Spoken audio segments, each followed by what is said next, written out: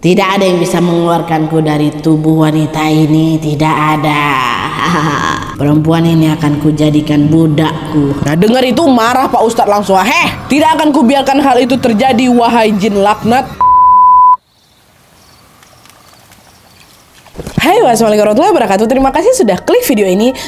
Ulang. Hai, wassalamualaikum warahmatullahi wabarakatuh. Terima kasih sudah klik video ini. Seperti biasa di malam ini aku akan kembali lagi membawakan satu kisah horor Wawa spesial Nusantara, gilirannya Provinsi Sulawesi Tenggara. Nah, di malam ini aku akan menceritakan sebuah kisah horor yang menimpa ibunya Wawa dan juga teman-teman kampusnya pada saat mereka KKN di sebuah desa tanpa listrik pada tahun 1995 yang lalu. Selama KKN di sana, mereka mengalami sebuah gangguan teror dari sosok yang sudah dianggap sebagai urban legend oleh masyarakat setempat, Dan usut punya usut nih, ternyata sosok itu katanya pernah mengalami sebuah kejadian tragis semasa hidupnya dulu. Nah, penasaran dengan kisah selengkapnya? Tanpa menunggu waktu yang lama, kita langsung masuk aja ke ceritanya ya. Check it out. Tapi tunggu sebentar, Sebelum aku masuk ke kisahnya, aku mau sampaikan satu informasi penting nih buat wawa-wawa kesayangan aku semua. Karena di sini aku pengen makin deket dan sharing lebih banyak dengan kalian. Aku mau mengundang kalian untuk bergabung di YouTube membership Nadia Omara. Dengan menjadi YouTube memberku setiap bulannya, kalian akan mendapatkan pertama, tambahan satu konten eksklusif dengan experience baru yang tidak biasa. Terus ada kalanya juga nih, konten eksklusif ini bisa menjadi tempat aku dan tim bisa lebih bebas berekspresi lagi, tanda kutip, dan juga menyampaikan informasi detail yang tidak bisa kami sampaikan di konten-konten biasanya. Dan selain itu, kalian juga akan mendapatkan badges khusus di samping nama akun YouTube kalian. Dan juga nantinya kalian bisa saling komen dengan berbagai emoji khusus khas Nadia Omara Channel. Tapi ini nggak ada paksaan, buat kalian yang mau-mau aja. Cara bergabungnya juga gampang sekali, Kalian tinggal langsung masuk ke halaman channel YouTube Nadia Omara, lalu klik tombol join atau gabung. Dan kalau sudah, kalian tinggal langsung melakukan pembayaran melalui dompet digital yang kalian punya. Udah selesai. Selamat bergabung dan selamat menikmati konten eksklusif dari kami di YouTube membership Nadia Omara. Kita tunggu kalian di room members only ya.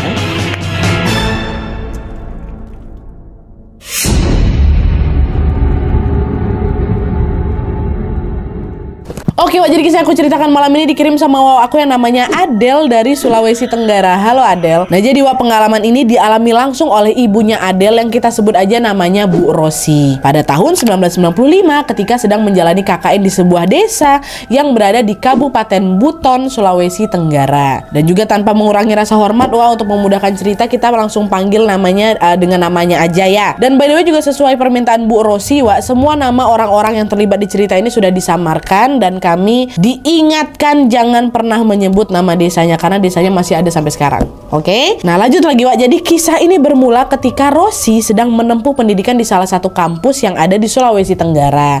Nah, pada tahun 1995 itu ketika sudah memasuki semester 6, kampusnya Rosi ini mewajibkan para mahasiswanya untuk melaksanakan kuliah kerja nyata atau KKN selama 3 bulan lamanya. Nah, pada saat itu Rosi menjalani KKN di desa yang sama bersama dengan 6 orang teman kampus lainnya.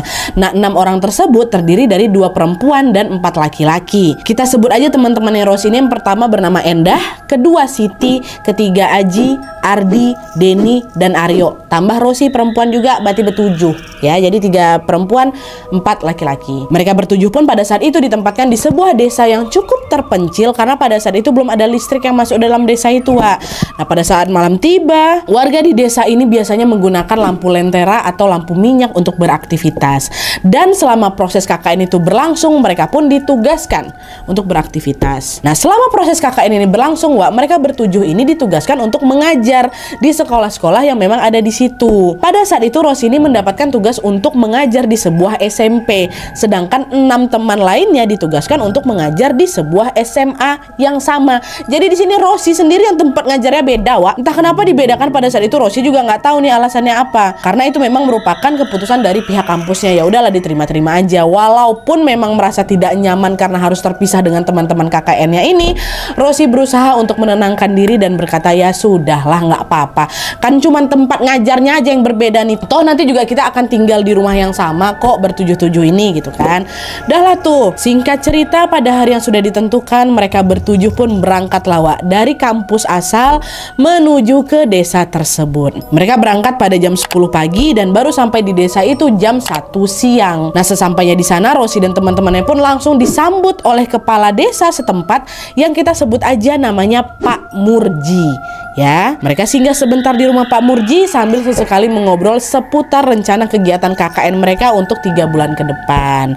Selang 1 jam kemudian, Pak Murji pun mengantarkan mereka ke sebuah rumah kosong yang akan dijadikan tempat singgah atau tempat tinggal mereka selama mereka ber-KKN di sana. Pada saat itu Pak Murji bilang, "Mbak, Mas, selama KKN di sini kalian tinggal di rumah ini ya. Rumahnya memang terlihat seperti rumah tua tapi masih layak huni kok. Nanti kalian tinggal bersihin aja lah debu-debunya ya," kata Pak Murji. "Oh iya Pak, makasih banyak Pak, nanti kami bersihkan," kata Rosi. Nah, setelah semuanya masuk ke dalam rumah itu, mereka jadi tahu lah Wak, kalau ternyata rumah ini memiliki 3 kamar tidur yang cukup luas. Mereka pun langsung lah membagi-bagi ke 3 kamar tersebut, di mana 1 kamar diisi perempuan semua, Rosi, Endah, Siti. Terus 1 kamar diisi sama Aji dan Ardi. Terus kamar yang ketiga diisi oleh Denny dan Aryo. Ya dah, masing-masing nih terpisah. Selesai membagi kamar, mereka pun lanjut bekerja bakti dan juga beres-beres agar rumah tersebut nyaman untuk bisa mereka tinggali selama KKN di sana. Nah, bersih-bersih loh, pokoknya seru kali ya. Nah, selesai bersih-bersih, Wak, mereka pun langsung beristirahat sebentar. Nah, pas lagi istirahat itu, Rosi nih, si Mama Wawa ini kepikiran ngajak si Endah dan Siti untuk sholat berjamaah di masjid. Wak, nanti kita sholat jemaah di masjid aja yuk, sekalian kita kenalan sama warga. Boleh, aku juga sekalian pengen nengok suasana sekitar desa ini, kata si Endah. Dan udah tuh, ketika mendengar azan maghrib berkumandang, mereka bertiga yang perempuan-perempuan ini langsunglah bergegas menuju ke masjid dengan membawa sebuah lampu minyak. Kan belum ada penerangan di situ kan. Nah, meskipun demikian, sepanjang jalan menuju ke masjid itu ada banyak obor gitu yang dipasang sama warga untuk menerangi jalan. Kebayanglah kalian suasana di sana kan. Tapi karena lokasi masjidnya masih dekat dengan hutan-hutan, mereka pun memutuskan untuk tetap membawa lampu minyak juga. Dan by the way, pada saat itu mereka ini pergi ke masjid itu cuma bertiga aja ya, Rosi, Endah sama Siti aja ya. Keempat teman laki-lakinya nggak berangkat. Gara-gara waktu itu mereka memang lagi ada urusan sama Pak Murji. Nah, setelah berjalan beberapa saat, Rosi dan kedua temannya pun sampailah ke masjid yang mereka tuju. Mereka lalu menjalankan sholat maghrib berjamaah sekaligus juga sholat isya berjamaah di sana, Wak. Dan setelah sholat isya selesai, mereka menyempatkan diri lagi berkenalan dan ngobrol dengan warga yang juga sholat di masjid itu. Dan sesudah semua ibadah dan perkenalan itu selesai, mereka baliklah lagi nih kan ke rumah singgah tadi nih. Nah, ketika dalam perjalanan pulang, Wak, waktu bertiga berjalan ini, Rosi samar-samar nengok ada nenek-nenek lagi berdiri di dekat sumur yang tidak jauh dari masjid itu. Kok ada nenek-nenek di situ. Dan ketika diamati lebih dalam, Wak, ternyata nenek ini tersenyum pula ke arah si Rosi. Melihat itu, Rosi nanya ke kedua temannya kan, siapa nenek tuh? Kalian nengok kan nenek yang ada dekat sumur tuh? Mendengar hal itu, Endah langsung jawab, "Mana nih? Gak ada." "Di mana?" "Situ, ha? Gak ada." "Iya, aku juga gak lihat ya, Ros," kata si Siti juga. Nah, karena kedua teman ini tidak melihat apa-apa dekat samping sumur itu, Wak, Rosi pun dengan cepat langsung ngabaikan hal itu. "Oh enggak ya, kalian gak nengok ya? Oh, kayaknya aku salah tengok nih." By the way, di sini Rosi nggak indihome ya, dia tumpul setumpul-tumpulnya, dia nggak bisa nengok hal-hal kayak gitu. Makanya dia mikir, oke, aku salah tengok gitu. Dan mereka lanjutlah lagi nih berjalan kaki sambil mengobrol-ngobrol seputar kegiatan yang akan mereka mulai besok pagi nih kan. Dan soal nenek berdiri dekat sumur senyum sama dia tengah malam tuh, udah dilupakan sama si Rosi. Nah, keesokan harinya mereka pun bersiap memulai kegiatan KKN, yaitu dengan apa? Mengajar di sekolah-sekolah. Rosi ngajar sendirian di SMP, sedangkan keenam temannya ngajar di SMA. Pagi itu Rosi beserta teman-temannya berangkat ke lokasi KKN-nya dengan berjalan kaki. Karena Rosi terpisah ya, Rosi jalan sendirilah ke arah ke SMP itu. Sesampainya di sekolah, Rosi pun mengajar di sana dari jam 7 pagi sampai jam 12 siang. Dan setelah urusannya ini selesai, Rosi pun balik lagi nih ke rumah singgah mereka. Nah dah tuh baliklah Rosi kan dengan berjalan kaki lagi sendirian nih. Nah pas lagi jalan sendiri ini siang bolong itu tiba-tiba si Rosi berpapasan ya sama nenek-nenek yang dia tengok kemarin di sumur tua. Nengok itu Rosi ngebatin, ini nenek-nenek kemarin nih, berarti kemarin gue nggak salah tengok, mungkin kawanku aja nggak nengok nih kan. Nah di saat sedang disibukkan dengan pikirannya itu, Rosi mendadak dikejutkan dengan suara nenek itu yang menyapa dia duluan. Cu, katanya, iya nek, kata si Rosi kan. Cu, kalau sudah maghrib kalian di rumah aja ya. Kalian jangan pernah pergi ke jembatan yang menghubungkan desa ini ke desa sebelah. Ya cu ya. Itu kata nenek tuh tiba-tiba. Gak ada ditanyanya kamu dari mana, nama kamu siapa, enggak, langsung diingatin. Jangan pernah kau lewat dekat jembatan penghubung desa satu ke desa ini nih. Nah denger itu Rosi nanya balik, loh emangnya kenapa nek? Sudahlah, turuti saja perkataan nenek. Emangnya kamu gak dikasih tahu sama kepala desamu si Murji itu, kata nenek. Enggak nek, Pak Murji nggak ngomong apa-apa, kata. Oh ya sudah, pokoknya dengerin kata-kata nenek ya cu, kata si nenek ini siang bolong ya berpapasan ngobrol. Dengar itu Rosi juga ngangguk-ngangguk aja, dia tidak curiga sama sekali. Orang dia ngomong langsung kok napak tanah kok macam orang biasa. Terus nggak lama kemudian Rosi pamit lah kan, oke, baik nek gitu kan, udah saya balik dulu ya. Dan dia lanjutlah jalan kaki menuju ke rumah singgah. Tapi walaupun demikian, entah kenapa di sepanjang jalan itu Rosi tiba-tiba tidak bisa berhenti memikirkan apa yang diucapkan sama si nenek.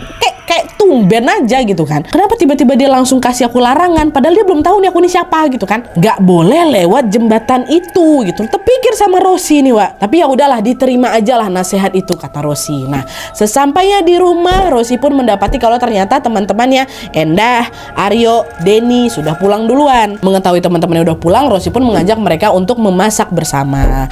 Nah pada saat itu Rosi sama Endah kebagian tugas untuk membuat sayur, sedangkan laki-lakinya Aryo dan Denny bertugas untuk membakar ikan yang memang sudah dikasih sama Pak Murji. Nah lagi siap-siap makan gini pas lagi fokus-fokus memotong sayuran, Rosi mendadak teringat pesan yang disampaikan oleh nenek-nenek tadi. Dia ceritalah sama si Endah, dia bilang, "Dah, kamu tahu nggak tadi pas aku pulang dari ngajar, aku ketemu sama nenek-nenek yang aku tengok di sumur kemarin dah. Ada nenek tuh, aku nggak salah lihat." "Ah masa iya?" "Iya." Terus dia bilang kayak gini dah, dia bilang kalau kita nggak boleh pergi ke jembatan yang hubungin desa kita sama desa sebelah tuh, nggak boleh pas udah maghrib dah. Kira-kira kenapa ya Endah ya gitu. Mendengar perkataan si Rosi, entah kenapa respon Endah ini justru terkesan macam menyepelekan gitu. "Ah udahlah, biarin aja, mungkin dia cuma nakut-nakutin kau aja itu," kata si Endah. "Udah, ngapa pula nggak boleh lewat jembatan itu? Kalau memang nggak boleh, mending udah dihancurkan dari dulu lah," kata si Endah ini Meskipun agak kecewa dengan responnya Endah, Rosi pun mengabaikan hal itu dan lanjut memasak sayuran yang memang sudah dipotongnya tadi.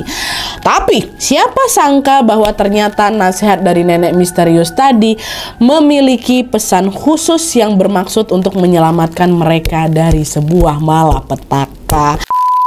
Hari demi hari pun berlalu, tanpa terasa mereka sudah menjalani KKN selama 2 bulan lamanya. Dan karena sering menghabiskan waktu bersama-sama ya kan dua orang di antara mereka yaitu Endah dan juga Aryo jatuh cinta di situ.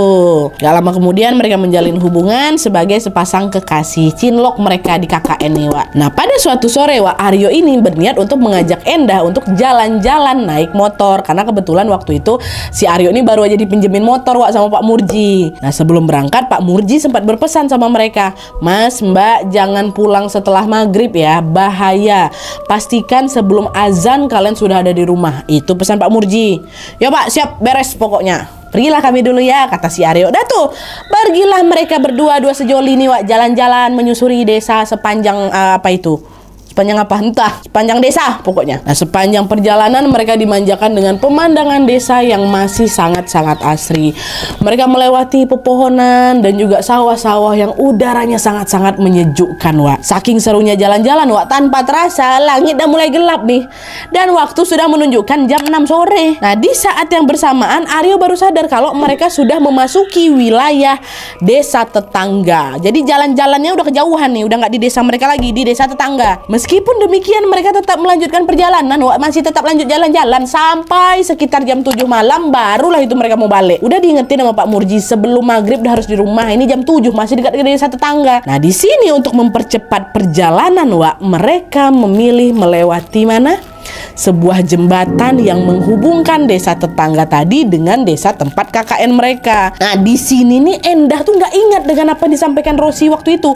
Nasihat dari si nenek untuk tidak melewati jembatan itu ketika malam tiba, ya kan? Karena si Endah ini lupa, terus si Aryo juga nggak tahu apa-apa tentang jembatan itu, ya udah, akhirnya mereka pun melewati jembatan itu dengan santainya, ngeng gitu. Nah, pada saat motor mereka berada tepat di atas jembatan itu, Wak, Endah dan Aryo ini tiba-tiba merasakan sebuah hawa dingin yang sangat-sangat mencekam. Tapi waktu itu masih diabaikan sama mereka. Wah, nggak ada apa-apa nih, nggak ada, memang karena udah malam aja. Nah, mereka pun lanjut lagi nih mengendarai motornya di atas jembatan itu supaya bisa sampai ke seberang. Tapi Wak, pas baru aja sampai di tengah-tengah jembatan itu, entah kenapa mereka ngerasa kalau motor yang mereka kendarai ini beratnya tuh kayak susah digas, Wak, macam ada yang narik dari belakang. Di momen ini Endah yang memang dibonceng di belakang pun macam nggak bisa menahan diri untuk noleh ke belakang juga kan, Wak. Nah, pas dia nengok ke belakang, Wak, pas Endah lihat ke belakang, disitulah dia dikejutkan dengan apa? Kehadiran sosok pria tanpa kepala yang megangin bagian belakang motor mereka tuh, pegang. Itu makanya motor tuh gak mau bergerak. Saat itu juga Endah langsung menangis ketakutan. Astagfirullah, Aryo, ada setan, yuk, aku takut, katanya. Yang betul kau Endah, jangan aku takutin gitulah. Kau tengoklah itu ke belakang, kata si Endah kan. Nah, dengar hal itu Aryo yang awalnya biasa-biasa aja jadi ikutan merinding lah dia. Waktu Aryo nengok ke belakang, Aryo nggak lihat, Wah, Endah aja dia yang bego. Nah, dia langsung tuh dicoba lagi ngegas motornya buat ninggalin jembatan itu. Tapi Wak, makin digas motor mereka makin nggak bisa bergerak. Macam betulan ada yang nahan. Jalan di tempat motor mereka tuh diliputi rasa takut yang luar biasa. Aryo pun bilang, Endah, cepat kau baca doa, Endah, cepat biar motornya bisa jalan, katanya. Aku baca doa juga nih, udahlah jangan nangis dulu. Fokus, ayo kita baca doa, katanya. Mendengarkan perkataan Aryo, Endah pun menghentikan tangisnya sambil bilang, Auzubillahiminasyaitonirrajim, tolong ya Allah, katanya. Dan alhamdulillah, Wak, sedetik kemudian sosok kepala buntung tadi pun menghilang dan motor mereka sudah bisa berjalan kembali. Tanpa berlama-lama, Aryo pun langsung melajukan motornya dengan sangat kencang sampai mereka bisa segera tiba di rumah singgah. Nah, di sisi lain sebelum mereka sampai, Rosi sama kawan-kawan udah panik semua tuh. Gak mereka aja, Pak Murji juga ikutan panik, Wak, menunggu kepulangan Endah dengan Aryo. Kok jam segini belum balik juga? Gak lama setelah itu barulah mereka dengar tuh suara motor yang tidak lain tidak bukan itu adalah Endah dan Aryo. Waktu mau nyampe nih ya, bukan waktu nyampe, waktu udah nyampe maksudnya, baru mau dimarahin, nengok ekspresi mereka berdua pucat pasi nih. Pak Murji langsung negur, kalian ini dikasih tahu malah nggak didengerin ya. Kan saya sudah bilang jangan pulang lewat dari waktu maghrib. Udah lama tinggal di sini kok nggak tahu aturan, kata Pak Murji marah. Iya Pak, maafin kami. Kami nggak nyangka, Pak, ternyata dampaknya sebesar ini, kata Aryo. Nah, mendengar jawaban itu Pak Murji jadi penasaran. Kenapa? Kalian lihat apa di jalan? Saat itu Lawa Aryo menceritakan peristiwa di mana, Pak, motor kami dipegangin sama setan kepala buntung di jembatan, Pak. Aryo lihat juga, wah, rupanya waktu dia mau ngegas yang kedua kali itu. Dan kalian tahu waktu bilang, Pak, ada hantu kepala buntung di atas jembatan nahan motor kami. Waktu dengar itu, Wak, entah kenapa ekspresi wajahnya Pak Murji ini tiba-tiba berubah ketakutan. Aduh, gitu panik dia. Sudah, jangan pernah dibahas lagi ya. Makanya kamu lain kali jangan pulang tengah malam kayak gini sesuka kamu. Udah, jangan dibahas. Istirahat kalian semua, kata Pak Murji. Udah, Pak Murji pun langsung mengalihkan topik pembicaraan dan membahas sesuatu yang lain serta menyuruh mereka langsung beristirahat. Ada apa nih?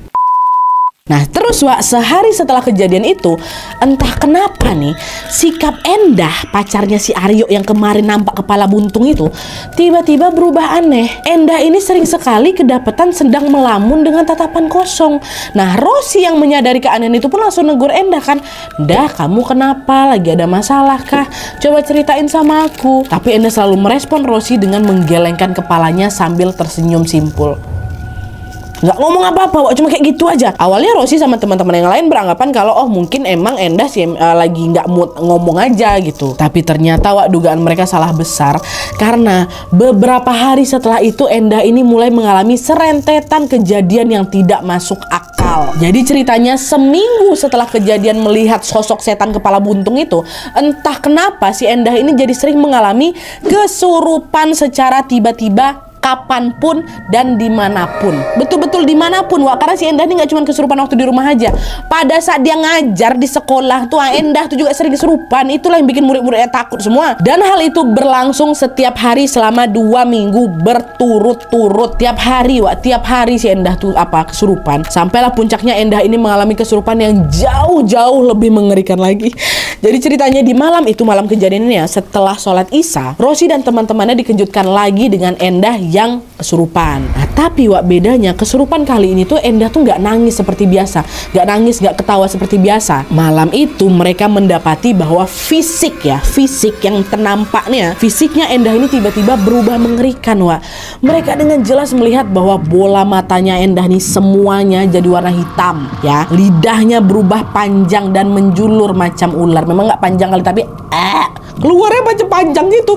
Terus kuku-kuku tangannya, Wak, berubah jadi panjang dan tajam, memanjang, nampak semua ya, kata Tante Rosi loh. Nah, melihat perubahan mengerikan itu, langsunglah Denny sama Aji ke rumahnya Pak Murji kan, untuk kembali meminta pertolongan. Karena memang, Wak, setiap kali Endah ini kesurupan, Pak Murji lah itu yang selalu membantu menyembuhkan dia, karena Pak Murji mungkin ada ilmu juga. Dan setelah mendengar penjelasan Aji, Pak Murji pun langsunglah pergi ke rumah singgah mereka lagi.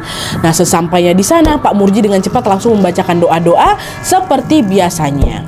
Tapi, nah, kali ini beda. Entah kenapa sosok yang ada dalam tubuhnya Endah ini nggak mau keluar, Wak. Disitulah Pak Murji ini baru menyadari kalau apa yang dialami Endah ini bukan kesurupan biasa. Dia bilang, aduh, kali ini saya nggak bisa nanganin dia sendirian ini. Tolonglah kalian panggilin Pak Ustadz. Rumahnya ada di sebelah sana. Cepat tolong, katanya. Biasanya Pak Murji bisa sendiri. Ini udah nyerah Pak Murji itu. Mendengar hal itu, Aji dan Denny pun langsung bergegas ke rumahnya Pak Ustadz yang dimaksud sama Pak Murji dan memintanya untuk datang ke rumah mereka. Pak Ustadz, tolong kami Pak Ustadz. Bapak sedang dicari Pak Murji untuk bantuin teman kami gitu lah. Nah, setelah Pak Ustadz melihat keadaannya si Endah, Ustadz ini pun langsung membacakan ayat-ayat Al-Quran untuk mengeluarkan sosok tersebut dari tubuhnya Endah. Nah, pas lagi khusyuk baca lantunan doa nih, Wak, ya, sosok yang merasuki Endah ini justru ketawa. Dia kencang kali ketawanya. Nah, sambil apa? Sambil mengikuti bacaan yang dibacakan sama Pak Ustadz. Pak Ustadz baca seayat, dia lanjutkan 3 ayat. Nah, kayak gitu, Dan nggak cuma itu aja, sosok ini juga beberapa kali, mohon maaf, diludahinya Pak Ustadz tuh. Cuih, katanya, apa kamu mengusir saya? Nggak akan bisa, dasar kau manusia bodoh. Itu katanya, Wak. Dengar itu Pak Ustadz makin kencang lagi lah baca doanya kan. Saya tidak akan mau mengalah denganmu, wahai setan, kata Pak Ustadz. Makin kencang dibaca sama Pak Ustadz. Nah, di tengah-tengah pembacaan doa itu, Wak, Endah ini secara tiba-tiba ditendang Pak Ustadz tuh sampai terpental Pak Ustadz, Wak. Setelah melihat kejadian ini, Rosi, Pak Murji dan juga teman-teman yang lainnya pun langsung berinisiatif dipegang lah ini tubuhnya si Endah. Tapi Endah terus memberontak sehingga semua orang yang memegangi Endah beberapa kali juga kepental, ketendang, kecakar sama si Endah, termasuk Tante Rosi. Pokoknya situasinya malam itu chaos sekali lah, Wak. Sampai warga sekitar yang mendengar kejadian itu juga berbondong-bondong mendatangi rumah mereka dan juga ikut membacakan surat Yasin untuk menyadarkan Endah. Warga turun tangan semuanya tuh. Nah, tapi, Wak, meskipun sudah didoakan sedemikian rupa, sosok ini ngeyel. Sosok ini tuh justru semakin lebih sulit lagi untuk diusir. Di titik ini, Rosi, teman-temannya, bahkan Pak Ustadz sendiri sudah tidak sanggup lagi megangin tubuhnya Endah yang terus memberontak. Kuat kali badannya tuh. Akhirnya apa? Akhirnya Pak Ustadz pun menyuruh mereka sudah lepaskan aja Endah dan tolong ambilkan sebuah bambu kuning, pukul-pukul ke tubuhnya Endah. Dan FYI, Wak, kata Tante Rosi, pada saat itu bambu kuning ini dipercaya mampu mengusir setan oleh masyarakat setempat. Jadi ambil bambu kuning, dipukul-pukul, Wak. Siapa si Rosi? Si Endah dipukul-pukul sambil dibacakan lah itu doa. Tapi pukulnya nggak kuat-kuat kali, memang dipukul gitu, tang gitu. Udah dipukul kayak gitu, nggak berhasil juga, nggak mau si sosok ini keluar dari tubuhnya Endah, Wak. Dan yang lebih seramnya lagi, Endah ini tiba-tiba saja merangkak ke lantai. Nih kalian bayangin ya, dia ngerangkak sambil dia kayak putar-putar ya lehernya tuh, mutar-mutar leher. Halo. Dan di saat yang bersamaan juga, Wak, Endah pun menjulurkan lidahnya sambil macam mengejek-ngejek mereka tuh. Ya Allah, tidak ada yang bisa mengeluarkanku dari tubuh wanita ini. Tidak ada. Perempuan ini akan kujadikan budakku. Itu kata. Nah, dengar itu marah Pak Ustadz langsung. Tidak akan kubiarkan hal itu terjadi, wahai jin laknat. Pak Ustadz pun semakin berusaha lebih keras lagi untuk mengusir si sosok itu dari tubuh Endah, Wak.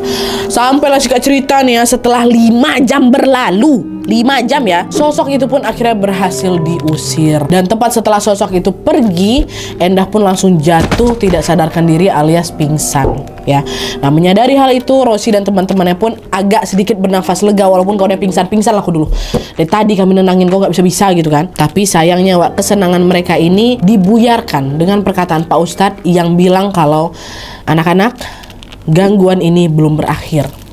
Endah masih sangat mungkin kali akan dirasuki oleh sosok itu lagi. Dan ternyata betul Wak, keesokan harinya baru aja si Endah ini sadar dari pingsan, nah Endah kembali lagi dirasuki sama sosok yang itu tadi itu. Nah, Pak Ustadz yang dipanggil dan mengetahui hal itu lagi langsung bilang kayak gini sama Tante Rosi, Mbak, untuk kali ini saya sudah tidak bisa lagi mengobati Endah.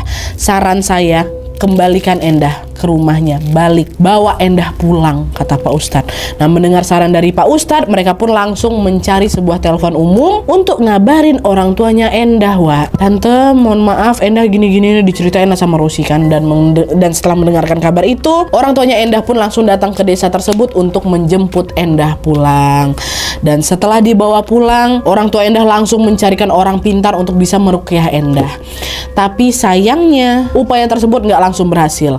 Gak menyerah di situ aja, mereka pun memanggil banyak ustadz, banyak orang pintar dari berbagai daerah yang ada di Sulawesi untuk bisa mengobati Endah.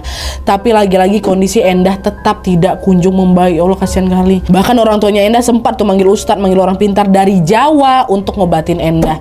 Tapi sayangnya semua upaya tersebut belum membuahkan hasil, karena selang 3 hari kemudian Endah selalu kembali kesurupan. Sembuh-sembuh, tapi nanti kesurupan lagi, sampailah setelah 6 bulan berlalu, Wak. 6 bulan berlalu, Rosi dan teman-temannya mendengarkan sebuah berita duka, yaitu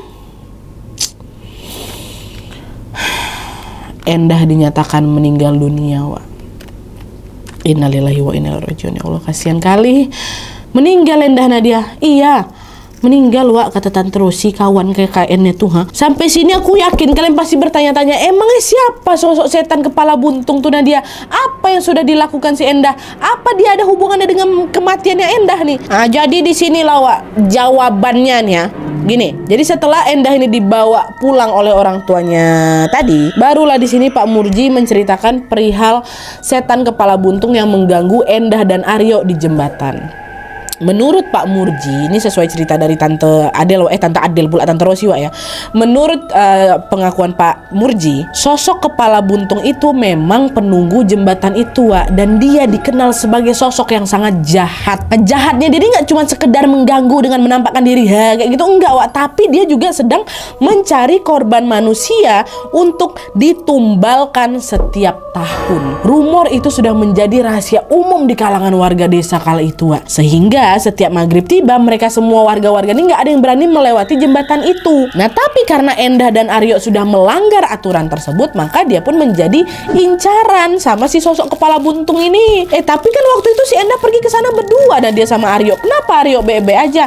Nah, itulah dia, Wak. Menurut Pak Murji, Endah lah yang memang sedari awal menjadi target utama. Karena apa? Karena sesosok kepala buntung ini lebih menyukai Endah dibanding si Aryo. Dan selain itu, Pak Murji juga menjelaskan kalau si kepala buntung ini, Wak, dulunya adalah manusia biasa yang ketika dia hidup, dia juga dijadikan tumbal dengan cara kepalanya dipenggal. Entah tumbal apalah, di sini Pak Murji juga nggak cerita lebih detail tuh waktu itu. Tapi yang jelas sosok itu seolah ingin mencari korban-korban baru supaya mereka bernasib sama seperti dirinya. Gitu, astagfirullahaladzim, na'udzubillah min zalik. Terus nenek tua yang kemarin ngingetin si Rosi itu siapa Nadia? Dia warga kah atau hantu? Nah, di sini baru juga Rosi kasih tahu sama Pak Murji, Pak, saya ketemu nenek itu juga memang udah ngelarang saya lewat jembatan itu. Di situ Pak Murji bilang kalau ternyata nenek yang ditemui sama Rosi yang melarang dia ke jembatan itu adalah seorang juru kunci sekaligus juga sesepuh yang ada di desa itu. Tapi dia sudah meninggal dunia, Wak. Nah, karena nenek itu sudah meninggal, dengan demikian yang ditemui sama Rosi itu berarti apa? Korinnya atau jin yang menyerupai si nenek ini. Nah, ini nih, Wak, yang merinding juga. Kata Adel yang ngirimin cerita ini, kemarin dia kasih tahu sama kami, kata ibu, korin nenek itu tuh masih terus ada sampai sekarang di desa itu, dan tidak henti-hentinya memperingatkan warga untuk berhati-hati supaya tidak menjadi korban si kepala buntung berikutnya. Which is apa? Sampai sekarang itu masih cari tumbal juga juga Wak di jembatan tuh. Auzubillahi min zalik, astagfirullahaladzim. Oke Wak, jadi itu tadi cerita horor yang dialami oleh ibunya Wawa pada saat KKN di sebuah desa di Sulawesi Tenggara. Aku waktu baca cerita ini ya Allah takut sekaligus sedih gitu loh, karena ternyata endingnya sangat-sangat menyedihkan. Terlepas dari penyebab kematian Endah adalah murni karena gangguan sosok setan buntung ataupun bukan Wak, marilah kita sama-sama doakan semoga Endah diterima di sisi Allah Subhanahu Wa Taala dan keluarga yang ditinggalkan diberikan ketabahan dan juga kesabaran seluas-luasnya Wak ya, amin ya robbal alamin. Endah sama Aryo di sini nggak macam-macam Wak, mereka cuma jalan-jalan aja, sialnya lewat di jembatan itu malam-malam. Itu udah pantangan di sana ya kan. Ya Allah. Terima kasih banyak Tante Rosi, terima kasih banyak juga Adel sudah berbagi kisah horornya di sini. Dan buat kalian yang juga pengen berbagi kisah horornya, boleh langsung kirimin aja ke email di bawah ini. Sertakan juga nomor WhatsApp sama Instagram kalian supaya supaya nanti kami gampang hubungin kalian waktu kisah kalian di-up di video selanjutnya. Oke Wak, jadi sekian dulu videonya. Terima kasih banyak yang sudah menonton. Kalau kalian suka video ini, klik like-nya. Jangan lupa komen di bawah untuk ide dan saran-saran untuk video selanjutnya. Jangan lupa nyalain notifikasinya supaya kalian tahu kalau aku upload video baru. And as always, jangan lupa untuk klik tombol subscribe supaya kalian sama-sama tahu informasi menarik dan menegangkan dari channel aku. See you next video, bye.